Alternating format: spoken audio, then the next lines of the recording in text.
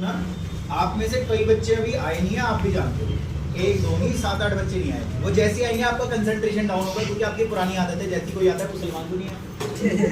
इसलिए आप बोर्ड पे फोकस करो। मैं क्लास को शुरू कर रहा हूँ, आने दो उन्हें और सुनते रहो। अब ऐसा ना हो ना तुम बातें भी करो फिर आगे पूरी क्लास ही ऐसी निकल जाए, क्या फायदा। तो आप ध्यान से सुनना, दिक्कत हो जाएगी भाई। चैप्टर पुराना वाला खत्म हो गया, आज नया चैप्टर शुरू होना है।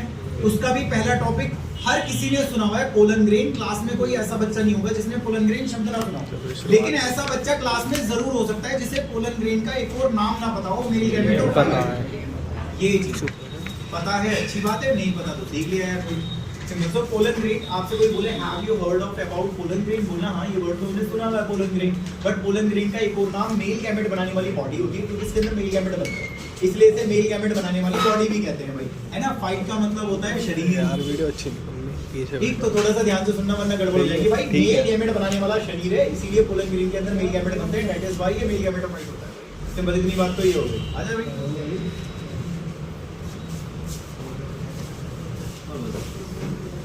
तुम कितने चले हो? 8 चले हो।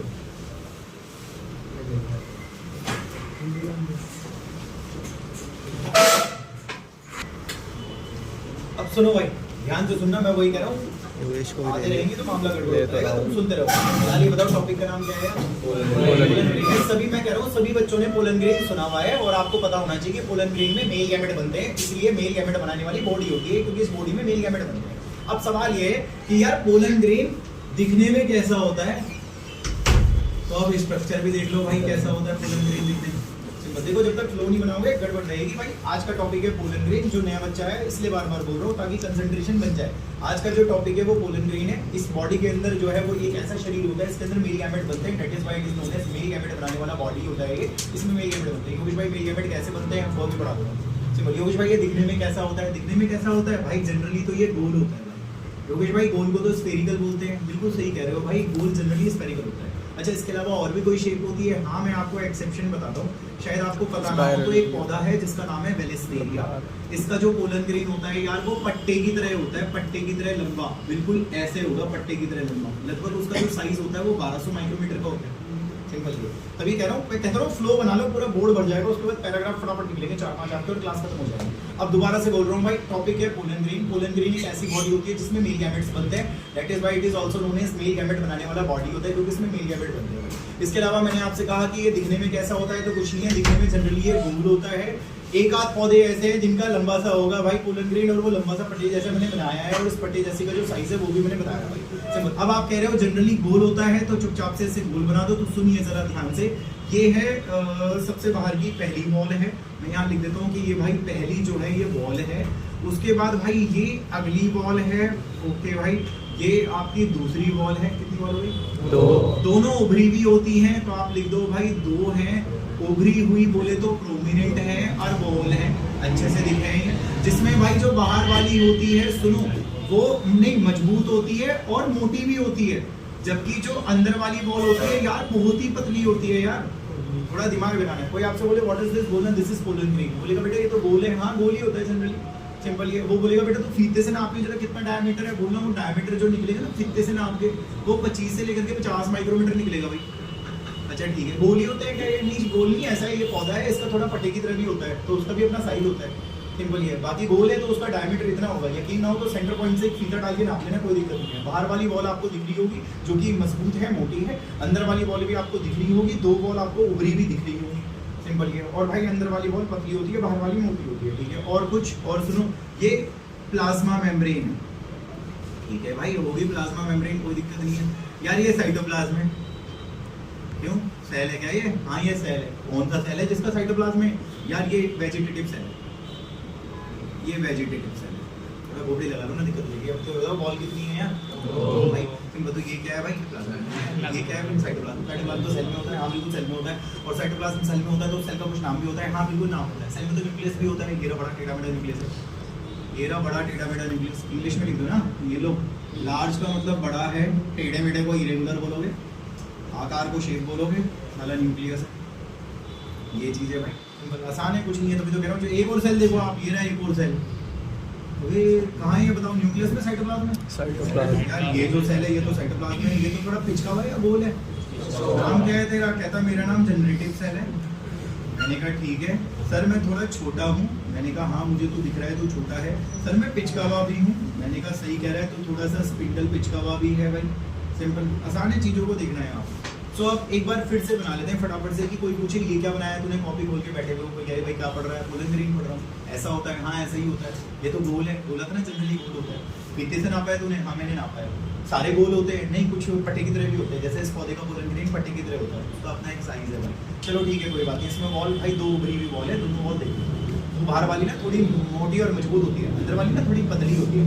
उसके बाद प्लाज्मा मेम्ब्रेन है। प्लाज्मा मेम्ब्रेन के अंदर साइटोप्लाज्म है। साइटोप्लाज्म सेल में होता है बिल्कुल भाई, सेल का नाम। सेल में तो न्यूक्लियस भी होता है बिल्कुल है। ये न्यूक्लियस है, टेढ़ा मेढ़ा बड़ा सा जो बनाया लिखा मैंने, बड़ा सा टेढ़ा मेढ़ा न्यूक्लियस है सिंपल। तो ये क्या है? ये भी सेल है, इसका नाम जनरेटिव सेल है। एंड ये बताओ ये है कहाँ? न्यूक्लियस में साइटोप्लाज्म।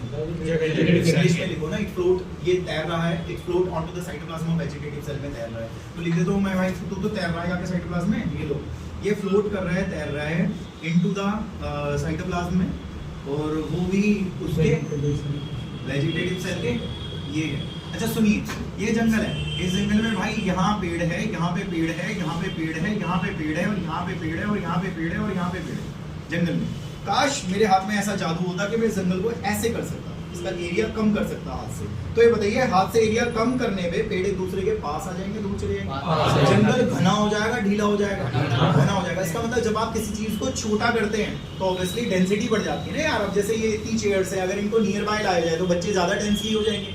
सिंपल ये है ना। तो जब आप इसको छोटा करोगे तो वो डेंस हो जाएगा। कॉमन सेंस लगाइए, जब आप इस सेल को पिचकाएंगे तो पिचकाना इन्होंने स्पिंडल, स्पिंडल का मतलब होता है सुपरवाना, पिचकाना। तो जब आप इसे पिचकाएंगे तो पिचकाने से योगेश भाई ये छोटा हो जाएगा, और छोटा तो ये हो जाएगा, लेकिन छोटा होने से उसके अंदर डेंसिटी बढ़ जाएगी, इसलिए उसका साइटोप्लाज्म डेंस हो जाएगा। तो भाई तेरा अंदर साइटोप्लाज्म डेंस हो जाएगा, क्योंकि मैं तुझे पिचका रहा हूँ, पिचकाने से पेड़ पास आ जाएंगे, बड़ा मामला हो जाएगा। पिचकाने से तेरा साइटोप्लाज्म अंदर डेंस हो जाएगा। तो मुझे लिखना चाहिए कि you have dense cytoplasm, dense cytoplasm. Simple ये चीज है। और तेरे पास तो अंदर एक न्यूक्लियस भी है। कहता हाँ ये रहा मेरा nucleus. Okay, and A nucleus, तेरे पास अंदर एक न्यूक्लियस भी है। And what is your name? कहता मेरा नाम जनरेटिव सेल। मैंने कहा कहाँ है तू? कहता वो साइटोप्लाज्म में दिखने रोक में तैयार हूँ। मैंने कैसा है तू? भाई मैं छोटा हो गया। मैंने कहा छोटा क्यों हो गया? भाई योगेश भाई मुझे पिचकाया है। मैंने कहा पिचकाने से तो तेरा अंदर मामला घना हो गया होगा। कहता बिल्कुल मेरे पास एक न्यूक्लियस भी है भाई। सिंपल ये। अच्छा ये बताओ ये बड़ा वाला सेल कौन सा था? वेजिटेटिव। अबे तू तो बड़ा है। कहता है हाँ सर मैं बड़ा हूँ। फिर तो तेरे में बहुत सारा खाना आता होगा। कहता है हाँ I have abundant food reserve, मेरे पास बतेरा खाना भरा हुआ है, एबंडेंट फूड मेरे पास रिजर्व है। मैंने कहा ठीक है, कभी काम भी आएगा? कहता है हाँ जी काम भी आऊँगा, बताऊँगा कब काम आऊँगा। मैंने कहा ठीक है यार कोई बात नहीं, सिंपल। अब आगे तो सुनो, अभी तो बात खत्म नहीं हुई, शुरू हुई है भाई। ये बताओ बाहर वाली वॉल कौन सी है? ये इसको तो बायोलॉजी में एक्साइन वॉल कहते हैं, इसको तो बायोलॉजी में एक्साइन वॉल कहते हैं। और आपने सुना होगा अंदर वाली वॉल को इंटाइन कहते हैं, अंदर वाली जो वॉल है उसको इंटाइन वॉल कहते हैं। दोनों में फर्क अभी बता दो। तो आप देख रहे हैं दो वॉल थी, जिसमें आउटर वॉल जो है वो मजबूत मोटी थी, उसमें एक्साइन थी, और जो अंदर वाली वॉल है वो पतली है। और भाई एक और बात बताता हूँ मैं आपको, सुनो। आप ये देखो बाहर वाली वॉल, वहाँ कसम इसमें एक छेद है, लेकिन आप अंदर वाली वॉल देखो उसमें छेद ही नहीं है। आपने लिखा नहीं यार कि बाहर वाली वॉल में छेद है, लेकिन अंदर वाली वॉल में एक भी छेद नहीं है। लिखो कि पतली तो है, लेकिन गुरुजी हमें छेद ना है कंटिन्यूअस है। सिंपल। वो जो अंदर वाली वॉल है वो पतली तो है, दिन तो है, लेकिन वो लगातार है, कंटिन्यू है, वो वहाँ में छेद नहीं है। लेकिन जो ये बाहर वाली वॉल है इसमें अपर्चर है, छेद है। अपर्चर का मतलब होता है छिद्र। सिंपल। तो मैं लिखता हूँ ये जो बाहर वाली वॉल है ना, ये सिंपल, इसमें साला एक अच्छा खासा प्रोमिनेंट का मतलब जो अच्छे से दिखता है, एपर्चर का मतलब छेद है। और शायद बायोलॉजी में उस छेद को हम लोग जर्मपोर कहते हैं यार, जर्मपोर कहते हैं। कोई टीचर आपसे बोले तो आप बता देना ये जो बाहर वाली वॉल है ना बहुत मोटी मजबूत है, और इसको एक्साइन वॉल कहते हैं। और इसमें जो छेद दिखा था छोटा था वो ये छेद जो है इसका नाम जर्मपोर है। अंदर वाली वॉल में घंटा भी कोई छेद नहीं है, लगातार है, तो ये लगातार है, इसमें कोई छेद नहीं है। बाकी शायद आपको पता होगा भाई, जो अंदर वाली वॉल होती है वो उसकी बनी होती है सेल्यूलोज और पैक्टिन की।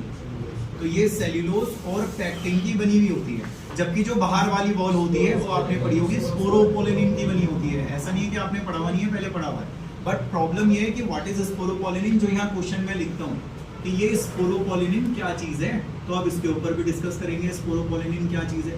और हाँ किताब भी पढ़नी है आप लोगों ने, तो थोड़ा सा दिमाग लगा लो। सिंपल। अब एक बार मैं शुरू से नहीं बोल रहा, शुरू से मैं 4 बार बोल चुका हूँ, तो मैं वहां से बोलता हूँ जहाँ से बोलना बनता है। आप ये बताइए कितनी वॉल है? 2 वॉल है यार। बाहर वाली वॉल कैसी है? क्या नाम है इस वॉल का? एक्साइन। मतलब बाहर है ना, तो एक्साइन लग गया उसका। और उसमें आपको वो छेद भी दिख रहा है जिससे वो जजपोर बोलते हैं। What is the function of छेद, वो अभी थोड़ी देर में बता दूंगा छेद का काम क्या है। इसके अलावा जो आपको अंदर वाली बॉल दिख रही है वो बहुत ज़्यादा पतली होती है। हाँ, उसमें कोई छेद नहीं होता, वो कंटिन्यू होती है। कंटिन्यू का मतलब सीधा, कोई भी छोटा सा छेद भी नहीं होगा भाई, और उसका नाम इंटाइन होता है। वो सेलुलोज पैक्टिन की बनी हुई होती है। एक बात बताऊँ, 11th क्लास में है ये बायोमोलिक्यूल चैप्टर के अंदर पॉलीसेकेराइड खोल लेना, मिल जाएगा। ये भी मिल जाएगा आपको, अमाइलोपैक्टिन प्लांट किंगडम के अंदर है, लेकिन ये वर्ड नहीं मिलेगा तुम्हें। इससे पहले कोई सी भी क्लास फिजिक्स, केमिस्ट्री, बायोलॉजी, आपको इतने सब्जेक्ट हैं, जीरो से लेकर के नर्सरी से लेकर अभी तक बोल लेना, स्पोरोपोलिन मिलेगा। हो सकता है आप लोगों ने, देखो मैं बता देता हूँ, रेड एल्गे था आप लोगों में 11th क्लास में, रोडोफाइसेई जिसे बोलते थे। आज भी पैराग्राफ खोलना, दूसरे पैराग्राफ के लास्ट में देखना अमाइलोपैक्टिन लिखा हुआ है, सिमिलर टू ग्लाइकोजन भी लिखा हुआ है, सिंपल। इसके अलावा सेल्यूलोज भी मिल जाएगा, ग्लूकोज का पॉलीमर होता है पॉलीसेकेराइड बायोमोलिक्यूल के अंदर। तो ये पहले की क्लासेस में मैं जान चुका हूँ, पढ़ चुका हूँ मैं पहले की क्लासेस में, but this is totally new for me. तो अभी तक केमिस्ट्री वाले ने भी नहीं बताया होगा आपको, सिंपल। तो स्पोरोपोलिन के बारे में जानना चाहता हूँ मैं, क्योंकि ये प्रीवियस क्लासेस में मैं जान चुका हूँ। वो क्या है मुझे ये बता दो, इसलिए क्वेश्चन है कि वो क्या है, सिंपल। अब देखो ये क्या है, एक तो ये ऑर्गेनिक मटेरियल है, ये इनऑर्गेनिक मटेरियल नहीं है, पहली बात। दूसरी बात, ये सर्वाधिक सहन करने वाला ऑर्गेनिक मटेरियल है, ये मोस्ट रेजिस्टेंट ऑर्गेनिक मटेरियल है, सिंपल। अब ये इसमें कितना रेजिस्टेंस है वो मैं आपको बताऊंगा, कितना रेजिस्टेंस है। सर आपने स्ट्रॉन्ग एसिड सुने? मैंने कहा हाँ मैंने स्ट्रॉन्ग एसिड सुने। स्ट्रॉन्ग एसिड्स उसको कहा जाता है जो आसानी से अपना हाइड्रोजन डोनेट कर, सिंपल, उसको कहा जाता है, सिंपल। एक स्ट्रॉन्ग एसिड वो है जो आसानी से अपना हाइड्रोजन दे दे, जो आसानी से अपना हाइड्रोजन ना दे वो तो वीक एसिड होता है। अब एक बात बताओ, अगर कोई एसिड स्ट्रॉन्ग है तो वो आसानी से भाई क्या दे देगा अपना हाइड्रोजन। क्या होता है भाई? प्रोटॉन, H पॉजिटिव होता है हाइड्रोजन, और वो H पॉजिटिव योगेश भाई वो फ्री है, उस पर फ्री है, वो रिएक्शन करेगा, लेकिन योगेश भाई मेरे साथ नहीं करेगा वो। क्या आपको लग रहा हो प्रोटॉन आएगा मेरी बैंड बजा देगा? नहीं कर पाएगा वो मेरे से, सिंपल। मेरे में इतनी पावर है कि मैं वो स्ट्रॉन्ग एसिड में कुछ नहीं कर सकता, मैं उसके लिए रेजिस्टेंट हूँ भाई। दूसरा भाई, केमिस्ट्री वाले रटवाते हैं आपको alkali metals are highly reactive metals, ऐसे बोलते हैं एल्कली मेटल बहुत रिएक्टिव होते हैं, alkali metals are highly reactive metal. वो कहता है घंटा रिएक्टिविटी धरी की धरी रह जाती है मेरे आगे, कुछ नहीं कर पाते हो मेरा। स्ट्रॉन्ग एसिड का प्रोटॉन मेरा कुछ नहीं कर पाएगा, एल्कली मेटल्स मेरा कुछ नहीं कर पाएंगे, हाई टेम्परेचर मेरा कुछ नहीं कर पाएगा। ये आपको लग रहा हो अधिक तापमान में रख के हम मुरझा जाएंगे, सूख जाएंगे, कुछ नहीं होगा हमें हाई टेम्परेचर में। इवन ये तो छोड़ो भाई, जो बच्चा आप में से पिछली 20-10 क्लासों से भी आ रहा है, एक चैप्टर पढ़ाया गया था इकोसिस्टम, अभी पढ़ा रहा था मैं 4 दिन पहले। इकोसिस्टम के अंदर मुझे याद है मैं वो टॉपिक पढ़ा रहा था डिकम्पोजिशन, याद करो। डिकम्पोजिशन में मुझे याद है एक उसमें स्टेप पढ़ा रहा था कैटाबॉलिज्म। अगर आपने पढ़ा हो तो, नहीं पढ़ा तो कुछ नहीं हो सकता, मैंने पढ़ाया, मुझे पता है। चैप्टर का नाम, टॉपिक का नाम, उसके अंदर पैराग्राफ का नाम, सिंपल। अच्छा, कैटाबॉलिज्म में मैंने आपको बताया था भाई, मुझे याद है कि जो बैक्टीरिया और फफूंदी होते हैं बड़े हरामी होते हैं, क्योंकि बैक्टीरिया फफूंदी छोड़ते हैं एंजाइम, ये बताया था। और मैंने कहा था वो एंजाइम ऑर्गेनिक का किस में कन्वर्ट करते हैं? इनऑर्गेनिक में, ये बताया था ना मैंने, सिंपल। पर योगेश भाई सुनो जरा, बुलवा लो इन्हें, आ जाओ भाई, आगे बैक्टीरिया और फंजाई, ये रहा बैक्टीरिया, ये रहा तुम्हारा फंजाई, सिंपल। आगे दोनों के दोनों सुनो, कहते हैं हाँ छोड़ना जरा एंजाइम, तो उससे हो जाएगा। अजय तो छोड़ दो, तो बैक्टीरिया फंजाई ने छोड़ा एंजाइम, और वो एंजाइम ऑर्गेनिक का इनऑर्गेनिक कर ही नहीं पाए, ऑर्गेनिक का इनऑर्गेनिक कर ही नहीं पाए। मेरा ऑर्गेनिक इतना स्ट्रॉन्ग है कि उसका इनऑर्गेनिक ये कर ही नहीं पाएंगे, इनकी औकात ही नहीं है। तो आप इंग्लिश में ये बात लिखोगे कि बैक्टीरिया फफूंदी के जो एंजाइम होते हैं वो ऑर्गेनिक का इनऑर्गेनिक कर तो देते हैं, लेकिन इसका नहीं कर पाते, सिंपल। तो इंग्लिश में आप ये लिख दो, नहीं है कोई ऐसा एंजाइम, नो एंजाइम फाउंड, आज तक कोई दिखा ही नहीं जो कि डैट इसको तोड़ के दिखा दे इसके ऑर्गेनिक, डेट डिग्रेड इट, ये लिख दो आप, सिंपल। बहुत आसान हो जाएगा, कुछ नहीं, डिग्रेड इट, ये लगा, सिंपल। अब सोचिए कोई आपसे पूछे बेटा व्हाट इज स्पोरोपोलिन, सर वो ऑर्गेनिक केमिकल होता है। अच्छा, कैसा होता है वो? सर वो बहुत ज्यादा सहन करता है। किसको सहन करता है सर? स्ट्रॉन्ग एसिड्स उसका कुछ नहीं कर पाते, एल्कली मेटल्स उसका कुछ नहीं कर पाते, हाई टेम्परेचर में वो चलता नहीं है, और कोई ऐसा एंजाइम नहीं है, देखो बैक्टीरिया इसके ऑर्गेनिक का इनऑर्गेनिक उसका नहीं कर पाएंगे, तो कोई ऐसा एंजाइम आज तक पैदा ही नहीं हुआ जो उसको तोड़ के दिखा दे, सिंपल। इसलिए भाई अब एक बात बताओ, कॉमन सी बात है, आप बेवकूफ नहीं हो, आप समझदार हो।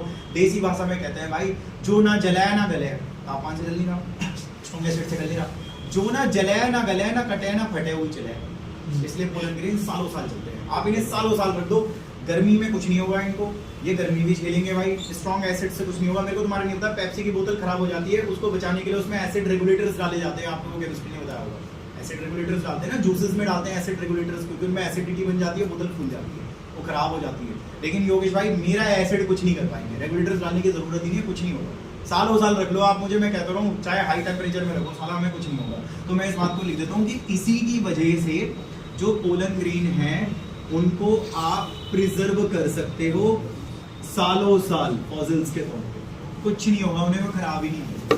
सिंपल ये। अब उंगलियों पे चला लो, जो बच्चा शुरू से आ रहा है थोड़ा दिमाग है तो ठीक है, नहीं है तो भाई फिर देख लेना अपना। फिलहाल ये टॉपिक का नाम पोलन ग्रीन है। पोलन ग्रीन के अंदर आज मेल गैमेट भी बनाऊंगा, मैंने अभी बनाया ही नहीं है, मैं बनाऊंगा मेल गैमेट, चिंता मत करो। इसीलिए पोलन ग्रीन एक ऐसी बॉडी है जिसके अंदर मेल गैमेट बनाई जाएगी, अभी मैंने बनाई नहीं, इसी के अंदर बनाऊंगा, टेंशन नहीं। इसके अलावा पोलन ग्रीन मेल गैमेट कैसे बनाएगा वो प्रोसेस अलग है भाई। पहले मैं ढांचा तो बना लो, सिंपल ढांचा बढ़ाऊंगा जब तो उसमें कोई प्रोसेस बताऊंगा, ढांचे नहीं बढ़ाऊंगा कहाँ से प्रोसेस होगा। तो फिलहाल ये पोलन ग्रीन जनरली गोल होते हैं, इसलिए मैंने गोल बनाए हैं, सारी डिटेल्स मैंने लगा दी है, कोई दिक्कत नहीं। 2 बॉल है, मैंने दोनों बॉल के बारे में आपको बताया है, सिंपल ये। अब ये बताओ जो बाहर वाली बॉल है वो मजबूत है या कच्ची है? वो मजबूत क्यों है? चीज ऐसी है वहाँ, उसमें चीज ही ऐसी है भैया, तो मजबूत ही हो गई। एक बात बताओ, बाहर वाली जो बॉल है उसमें स्पोरोपोलिन है भाई, ना जले ना गले ना कटे ना फटे, तो मजबूत ही है वो, सिंपल कॉमन सी बात है। अच्छा एक चीज और, इसको भी सुनना भाई, ध्यान से सुनना। ये कौन सी बॉल है? ये वाली कौन सी है? आपको पता है ना कि इन टाइम बॉल इलोंगेट होती है ऐसे करके, ऐसे यूं हो जाती है वो। थोड़ा और आ जाओ बाहर को, ये थोड़ा और आओ बाहर को भाई, ये अरे तुम तो ट्यूब बन रहे हो, पोलन ट्यूब है, this is pollen tube, pollen grain से ट्यूब निकल आई। So what is pollen tube? It is nothing, it is just elongation of intine wall, simple. भाई जो इंटाइन बॉल है वही लंबे होके बढ़ गई है, सिंपल। तो pollen tube is elongation of intine ball. कोई तुमसे बहसबाजी करे आप बता देना, उसे बोल रहा पोलन ट्यूब, क्या पोलन ट्यूब? ये है ट्यूब, ये दिख नहीं रही तुझे लंबी ट्यूब बना रही है, ये ट्यूब ही है। बोले कहाँ से? इंटाइन बॉल की इलोंगेशन है, सिंपल। और एक बात बताओ भाई, अगर छेद नहीं होता तो बाहर कहाँ से आती है? सिंपल ये, तोड़ तो पाती नहीं क्योंकि वो तो मजबूत है, सिंपल। इसीलिए भगवान ने छेद दे रखा ऑलरेडी, इधर को रास्ता दिया है आने के लिए बाहर, simple. So what is the function of छेद? एक मिनट रुको भाई, पहले तो मुझे छेद का नाम बताओ क्या है। आप सही कह रहे हो, छेद का नाम जर्मकोम है। अब ये बताओ छेद कर क्या रहा है? अगर दीवार में छेद ना करूं तो तुम बाहर कैसे जाओगे भाई? दीवार तो टूटेगी नहीं ना, मजबूत है, इसके लिए औजार लाने पड़ेंगे वैसे, सिंपल। तो भाई वही है भाई, दीवार में अगर छेद नहीं हो तो बाहर कैसे आओगे आप, सिंपल ये। तो बताओ छेद का काम क्या लिखूं यार? छेद का काम क्या है? इसको तमीज से लिखो ना, ऐसे लिखोगे छेद प्रोवाइड ट्यूब को बाहर आना, coming out of tube, simple. ऐसे नहीं लिखना, आप लिखोगे भाई छेद का काम है पोलन ग्रेन को जर्मिनेट करवाना, ये help in pollen grain germination, simple. कोई बोले भाई छेद का काम क्या है? अरे पोलन ग्रेन जर्मिनेट होगा तो चुटकी भाई तुम्हारी पसीने में से जाएगी तो छेद होगा, सिंपल। ये काम करते हैं भाई, बुक में पढ़ लेते हैं, किताब नहीं पढ़ी अभी, किताब में आ जाओ आप। ये दिख गई सुनो, ये देखो मैं दिखा दे, पहले देख तो लो कहाँ आना है, यहाँ आना है, इस वाले पेज दिखा दे, इस वाले पेज पे। अबे ये तो देखो, सुनो इस वाले पेज पे, और सारे जने देख लेना, सेशन का लास्ट है, इसके बाद ये चैप्टर रिपीट भी नहीं होगा क्योंकि हर चैप्टर का टाइम टेबल में लास्ट ही है ये। इस बार पहले तो मैंने करा दिया, अब दोबारा कैसे कराऊंगा, टाइम नहीं बचेगा। अच्छा सुनिए, देखिए भाई प्लीज ध्यान से सुनना, पोलन ग्रेन की जनरली शेप कैसी है? डायमीटर कितना है? 25 से जरा ये लिखा है क्या? पढ़ो, देखो लिखा होगा पोलन ग्रेन जो है वो जनरली स्फेरिकल होते हैं। अगर आप इन्हें मेजर करोगे तो उनका डायमीटर 25 से लेके 50 माइक्रोमीटर का आएगा। भाई ये कितनी बॉल है वो ग्रीन? 2 बॉल है, जिसमें भाई बाहर वाली का क्या नाम है? एक्साइन। वो किस केमिकल की बनी हुई है? स्पोरोपोलिन की, which is one of the most resistant organic material ना। ये लिखा हुआ है, आगे पढ़ो। कहता है जो बाहर वाली बॉल है, द हार्ड, जो मजबूत बाहर वाली बॉल है, उसको एक्साइन कहते हैं, and it is made up of sporopollenin लिखा हुआ है। और आगे लिखा है कि ये बहुत ज्यादा सहन करने वाला ऑर्गेनिक मटेरियल है। आगे भी लिखा हुआ है कि ये ज्यादा तापमान हो गया, एल्कली स्ट्रॉन्ग एसिड्स को सहन करता है। आगे भी लिखा हुआ है दुनिया का कोई एंजाइम ही नहीं है उस वाले को तोड़ के दिखा दे, इसलिए पोलन ग्रेन को आप संभाल के रख सकते हो कई सालों तक। और छेद का नाम क्या है? ये भी लिखा होगा भाई उसी के बाद कि पोलन ग्रेन में एपर्चर होते हैं, छेद होते हैं। एपर्चर का मतलब छिद्र, उठा हुआ उभरा हुआ छेद, जिसको प्रोमिनेंट एपर्चर लिखा था, उसको जर्मपोर कहते हैं भाई। अच्छा ये बताओ छेद में एक्साइन बॉल है या नहीं है? एक्साइन छेद में कहाँ है भाई? वो तो एल के बाद खत्म हो रही है, तो वहाँ पे स्पोरोपोलिन भी तो नहीं होगा ना लिखा होगा। अब आगे तो सुनो, इधर तो सुनो भाई, ये बताओ बाहर वाली बॉल मजबूत क्यों है? क्वेश्चन है वही 2 लाइन नीचे, क्वेश्चन है 2 लाइन नीचे। व्हाई डू यू थिंक, आप ऐसा क्यों सोचते हो एक्साइन हार्ड है? बताना एक्साइन मजबूत इसलिए उसमें चीज ही ऐसी है। और उसके बाद अगला क्वेश्चन भी होगा भाई छेद का काम क्या है? बता देना छेद का काम क्या है, कोई दिक्कत नहीं है। अबे अंदर वाली बॉल का नाम नहीं बताया तुमने? पतली है, लगातार है, सेलुलोज पैक्टिन की बनी है, यही लिखा है क्या? देखो लिखा होगा जो अंदर वाली बॉल होती है वो इंटाइन होती है, वो पतली होती है, कंटीन्यूअस होती है बेटा, ऐसे लिखा होगा। और वो सेलुलोज पैक्टिन की बनी होती है, ये भी लिखा होगा भाई, है ना। कोई ये सुनो, ये साइटोप्लाज्म के बाहर ये क्या है यार? ये भी लिखा होगा, जो साइटोप्लाज्म है उसके बाद प्लाज्मा मेम्ब्रेन भी सराउंडेड होगी, ये भी लिखा होगा उसमें। लाइन लगानी है, कुछ नहीं है, डरने की कोई ऐसी बात नहीं है। कोई 1 मिनट और सुनो, आप ये बताओ ये कौन सा सेल है? सही कह रहे हो, मैं थोड़ा ब्लू कलर से लगा देता हूँ भाई। तो ये आप कह रहे हो कि ये वेजिटेटिव सेल है, आप सही कह रहे हो वेजिटेटिव सेल। और भाई ये कौन सा सेल है? जनरेटिव सेल है। टोटल कितने सेल हो गए? आप सही कह रहे हो, 2 सेल हो गए भाई। ये यहीं रुक गया है, शेड का मतलब बस हो गया मेरा भाई। बहुत आसान है। कह रहा है ये आपने वो दिलजीत का गाना सुना होगा, baby I am done with. तो फिलहाल अब ये बताओ कितने सेल हैं? 2 सेल हैं भाई। योगेश भाई बस है, बस सब में रुक रहा हूँ। मैंने कहा भाई ये क्या ड्रामा है? कहता भाई 60% पौधों में ऐसा ही है, 60% फूल देने वाले पौधों में ऐसा ही होता है पोलन ग्रेन। वो 2 सेल पे बस बहुत थक गया, में रुक गया। ये लिखा होगा, आराम से पढ़ना, बहुत आराम से। एक जगह उसने लिखा होगा कि इनके अंदर जब पोलन ग्रेन मैच्योर हो जाएगा 2 सेल दिखेंगे, वेजिटेटिव और जनरेटिव लिखा होगा कि पोलन ग्रेन जब मैच्योर हो जाएगा तो थक के उसमें 2 सेल होंगे, एक वेजिटेटिव और एक जनरेटिव, ये लिखा होगा। अबे रुको इधर देखो करूं, ये बताओ बड़ा वाला सेल वो है या ये है? बड़ा वाला सेल तो वेजिटेटिव है। अच्छा सुनो, तो उसके अंदर तो बहुत सारा खाना भी है और उसका तो न्यूक्लियस भी इतना बड़ा टेढ़ा मेढ़ा है, ये भी लिखा है, आगे चेक करो। कहता है जो वेजिटेटिव सेल है वो बड़ा है, बिगर है, उसमें बहुत ज्यादा खाना है, उसका न्यूक्लियस भी लार्ज टेढ़ा मेढ़ा लिखा होगा, लार्ज इरेगुलर शेप है। कोई छोटे वाले सेल का क्या नाम है? वो थोड़ा सा पिचका हुआ है, बड़े वाले सेल के साइटोप्लाज्म में है भी, और शायद आपको दिख रहा है पिचकने की वजह से मामला थोड़ा घना हो गया होगा, उसमें न्यूक्लियस भी चमक रहा है। ये आगे लिखा हुआ है, देखो उसने लिखा होगा कि जो जनरेटिव सेल होता है बेटा, लिखा होगा वो छोटा होता है, बड़े वाले सेल के साइटोप्लाज्म में तैरता है। लिखा होगा कि ये स्पिंडल शेप का होता है, जिसकी वजह से इसका साइटोप्लाज्म डेंस होता है और इसमें एक न्यूक्लियस भी होता है। ओए ऐसा मामला कितने % पौधों में? 60% पौधों में यहीं रुक जाए, रुकने को शेड बोलते हैं। ये भी लिखा हुआ उसके बाद कि 60% फूल देने वाले पौधों में मामला यहीं 2 सेल पे शेड हो जाता है। शेड का मतलब रुक जाता है, सिंपल है, बहुत आसान है। पेपर में क्वेश्चन भी आता है, वो बोलेगा आपसे कि एक्सप्लेन करो या डिस्क्राइब करो पोलन ग्रेन के स्ट्रक्चर के बारे में, तो डिस्क्राइब कर देना सारा। अभी बात खत्म नहीं हुई है, थोड़ा यहाँ भी देखना भाई, गड़बड़ हो जाएगी। अब आप खुद बताएंगे मुझे, क्योंकि मैं बता करके ओवर हो गया है मेरा। तो आप ये बताइए बाहर वाली बॉल कौन सी थी? एक्साइन थी। छेद का नाम क्या था? अच्छा यार, उसके बाद वाली कौन सी थी भाई? ठीक है भाई, इन टाइम थी, कोई बात नहीं भाई। उसके बाद वाली कौन सी है? अच्छा ठीक है, ये बड़ा सा टेढ़ा मेढ़ा न्यूक्लियस किसका है? ठीक है भाई, ये कौन सा सेल है? अच्छा ये जनरेटिव सेल है। और भाई कैसा है? कहता है मैं अच्छा हूँ। ठीक है, घर में मम्मी पापा सब सही है? कहता है हाँ सब ठीक है, कोई बात नहीं भाई। मैंने सुना है तू कुछ हरकतें करता है? कहता है हाँ सर, मैं ना माइटोसिस डिवीजन करता हूँ। अच्छा, माइटोटिकली डिवाइड होगा तू? कहता है हाँ सर, मैं माइटोसिस डिवीजन करता हूँ। किसमें करता है भाई? कहता है वो 40% जो बच गई, आपने 60 तो बताया था, 40 तो रह गया, सिंपल ये। तो आपने 60 बताया था। In remaining 40% spaces this generative cell mitotically divide. और अगर तू डिवाइड होगा तो मैंने सुना है डिवाइड होकर के तो पहले तो 2 में टूट जाएगा। कहता है हाँ मैं 2 में टूट जाऊंगा। तो जनरेटिव सेल माइटोसिस डिवीजन करता है 40% में, और वो एक्चुअली में भाई 2 में टूट जाता है। और उन दोनों का नाम मेल गैमेट है भाई, उन दोनों का नाम मेल गैमेट है। यही लिख दो ना, ये दोनों के दोनों मेल गैमेट्स हैं। और रुको, बात खत्म नहीं हुई, जो समझदार है। बड़े वाले सेल का नाम क्या था?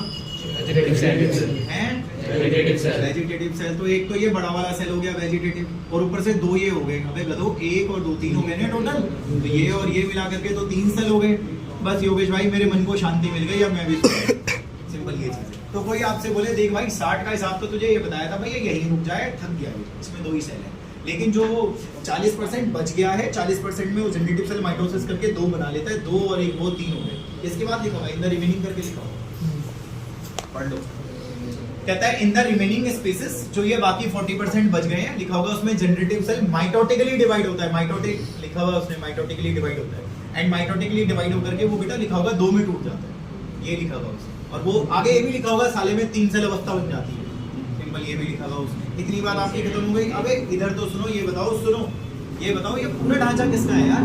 और पोलन ग्रेन के इस पूरे बॉडी में, पोलन ग्रेन के इस पूरे बॉडी के अंदर ये क्या है यार?